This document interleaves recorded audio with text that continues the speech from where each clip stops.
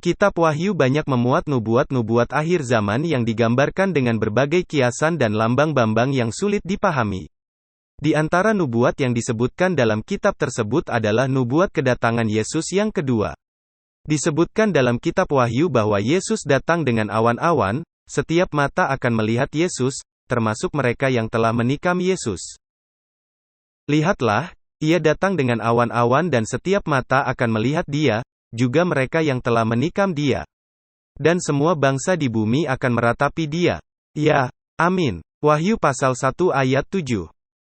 Pada ayat ini disebutkan bahwa Yesus akan datang dengan awan-awan, setiap mata akan melihat Yesus, juga orang-orang yang menikam Yesus. Aneh, orang-orang yang menikam Yesus sudah mati lebih dari 2000 tahun yang lalu, bagaimana mungkin mereka dapat melihat kedatangan Yesus yang kedua?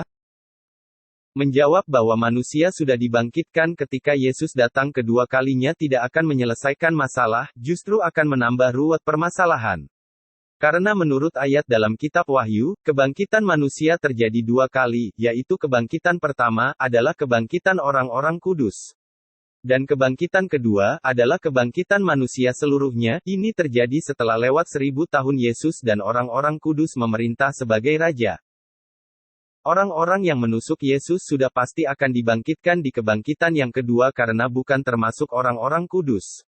Jika kebangkitan yang kedua terjadi setelah 1000 tahun Yesus dan orang-orang kudus memerintah sebagai Raja, maka mustahil orang-orang yang menusuk Yesus dapat melihat kedatangan Yesus yang kedua.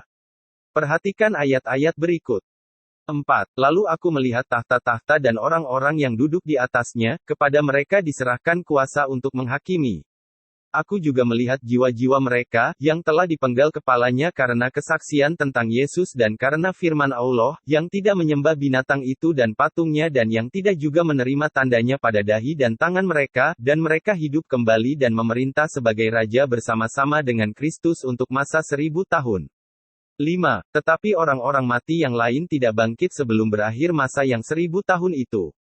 Inilah kebangkitan pertama. 6. Berbahagia dan kuduslah ia, yang mendapat bagian dalam kebangkitan pertama itu. Kematian yang kedua tidak berkuasa lagi atas mereka, tetapi mereka akan menjadi imam-imam Allah dan Kristus, dan mereka akan memerintah sebagai Raja bersama-sama dengan Dia, 1000 tahun lamanya. Wahyu pasal 20 ayat 4-6. Kemudian pertanyaan lain muncul dari kutipan kitab Wahyu pasal 20 ayat 4-6 tersebut. Jika manusia selain orang-orang kudus baru dibangkitkan di kebangkitan kedua setelah 1000 tahun Yesus dan orang-orang kudus memerintah sebagai Raja, siapakah yang diperintah oleh Yesus dan orang-orang kudus sebelum kebangkitan yang kedua itu? Ini bukan kali pertama penulis Bible Perjanjian Baru menuliskan nubuat palsu tentang kedatangan Yesus yang kedua. Karena dalam Matius pasal 10 ayat 23 dinubuatkan Yesus akan datang sebelum murid-muridnya selesai mengunjungi kota-kota Israel, dan di Matius pasal 16 ayat 28 disebutkan Yesus akan datang sebelum orang-orang yang hadir di situ mati. Maksud para penulis Bible Perjanjian Baru menuliskan nubuat palsu dalam kitabnya bahwa Yesus akan datang tidak lama setelah diangkat ke langit, adalah mungkin sebagai penghiburan bagi orang-orang yang percaya, sekaligus memberikan rasa takut kepada orang-orang Yahudi yang belum percaya kepada Yesus agar mereka segera bertobat. Sekalipun tujuan para penulis Bible adalah baik membuat nubuat palsu tentang Yesus, seperti memberi penghiburan bagi orang-orang yang percaya atau memberikan rasa takut kepada orang-orang Yahudi yang belum percaya kepada Yesus agar mereka segera bertobat.